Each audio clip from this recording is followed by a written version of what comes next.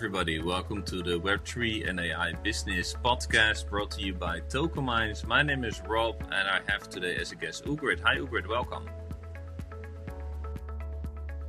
Hello Rob, thank you for having me here. Yeah, and we're going to go through an article published on our website about Agentic Payments, which is quite a hot and trending topic. So maybe Ugrid, you can kick us off by explaining a little bit what are Agentic Payments.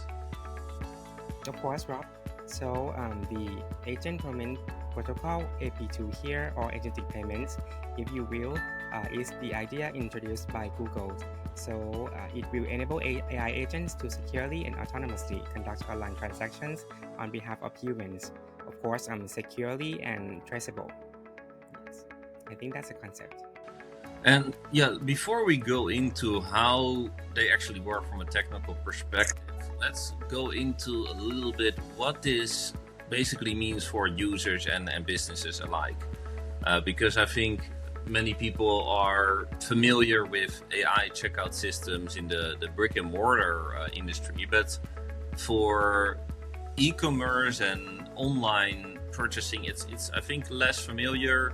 So maybe Ugrid, can you describe a little bit how this works from a user perspective? Okay, so I think the difference from the other payment methods, in the past compared to these agentic payments, because this one is the new concept and it also have the AI agents integrated. So the difference is in the agentic processes. So the agent will have the authorization and the intent set up and pre-configured by the users before any transactions occur, and after it receives the user's intention within the mandates, it will then go out and look for the products and try to make the transactions on user behalf based on the user's intention that is stated inside the mandates itself.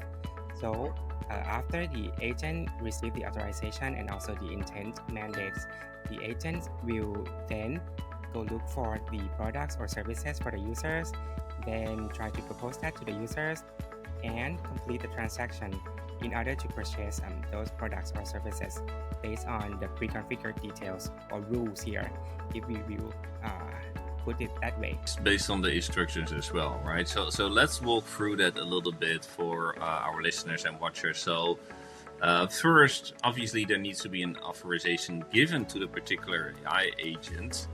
And then the user works directly with the agents on the commerce activities.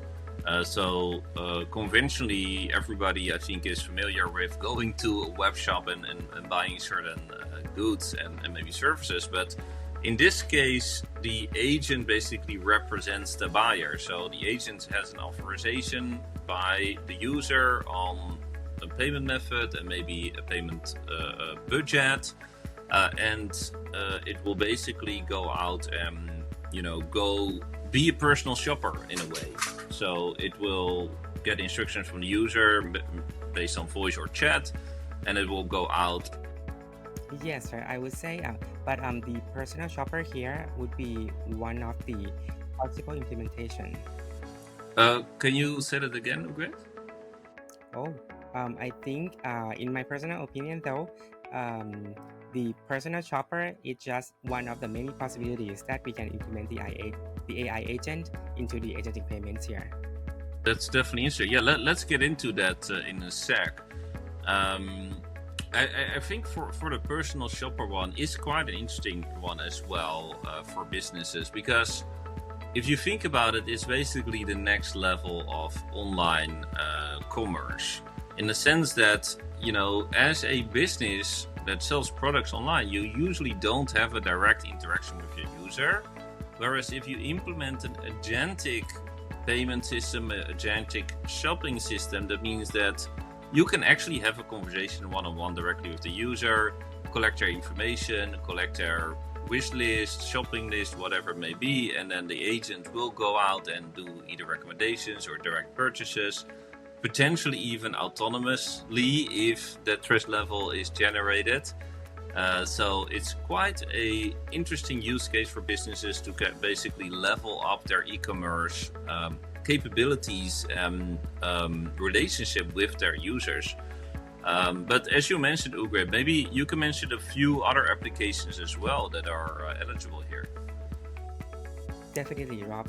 So the core implementation here would be, of course, to integrate the AI agent system into the existing system. So let's say if you have an online shopping platform and you would like to integrate the agentic payments into your system to allow the users to set the mandates and define the rules here for the agents to follow. Yeah, that is one of the systems to set up. So we need to at least integrate with the back-end servers for the agentic payment system so that the agents can have the context of the existing platform. So in this case, if it is a shopping platform, we of course have to provide the context and tools on what are the available connections for the agents to make connections to. For example, the payment gateway and the other data already existed inside the existing platform, something like that. Yeah, and we also have to implement a way for a user to set up the mandates in order to configure the rules here for the AI agents to follow.